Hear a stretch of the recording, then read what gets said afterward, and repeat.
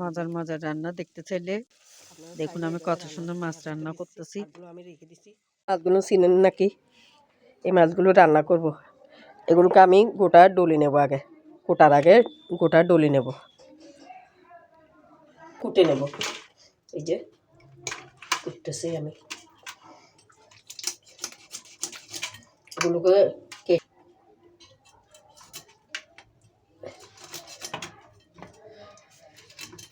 কুটে 4-5 বার করে ধুয়ে নিয়েছি। আমি লবণ দিয়ে ধুইছি। দেখুন আমার মাছগুলো অনেক সুন্দর হয়ে গেছে। এখন ধুয়ে এরকম করে ধুতে হয়। গোড়া মাছ মধ্যে অনেক ময়লা থাকে। ধুয়ে পরিমাণ মতন পেঁয়াজ দিয়ে দিলি, দিয়ে এখন লাড়ি দিই। হলুদ দিই পরিমাণ মতন, 1.5 চামচ হলুদ দিই। মরিচের গুঁড়ি 1 চামচ, 2 চামচ মরিচের, সামান্য 1 চামচ মশলার গুঁড়ি, 1 চামচ মশলার গুঁড়ি। এখন দিয়ে দেবো এখানে সামান্য করে রসুন বাটা, তারপর দিয়ে দেবো আদরক বাটা। এগুলো দিয়ে ভালো করে এটাকে নাড়িয়ে দেবো। এটাকে ভালো করে কষাই নেব।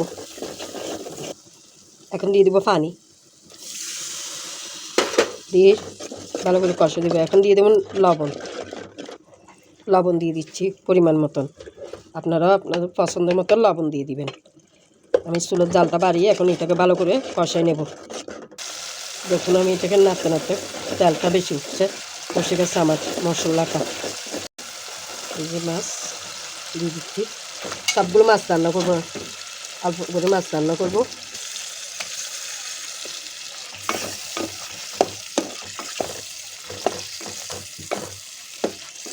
মাছগুলোকে ভালো করে উল্টিয়ে দিচ্ছি আমি মশলাটা ভিতরে যাওয়ার জন্য। তারপর একটা মাছের মাথা দেবো এখানে। মাছের মাথাটাও দিয়ে দিচ্ছি এখানে। একটা মাছের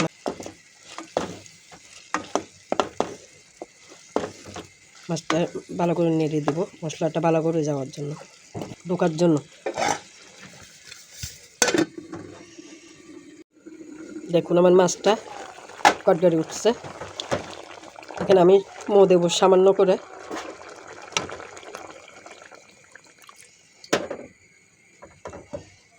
আপনারা জল খাইলে দিবেন, আর না খাইলে দিয়েন। আমি দিছি। আর একটু গড়গড়ে উঠলে তারপর টমেটো কাঁচামরিচ ধনেপাতা দিয়ে নামিয়ে ফেলবো। দেখুন আমার মাছটা হয়ে গেছে। এখন এখানে টমেটো দিয়ে দেবো, ফেলবো। আমার মাছ রান্না হয়ে আসছে। এখন কাঁচামরিচ তারপর দিয়ে দেবো। এটা সুন্দরের জন্য দিচ্ছি আমি পেঁয়াজ পাতাটা। আপনারা দিলে দিবেন, না নাই দিলে ভালো লাগে, এতে এটাও খাওয়া যায়। দেখুন আমার মাছ রান্নাটা হয়ে গেছে। ঘোড়া মাছ রান্না। দেখুন মাছটা হয়ে গেছে। এখন আমি চুলার জালটা নিভিয়ে দেবো। আমার মাছটা হয়ে গেছে। আপনারা খোদাফেজ, ভালো। দেখুন আমার মাছ রান্নাটা কত সুন্দর হয়েছে। ভালো লাগলে লাইক কমেন্ট করিয়েন।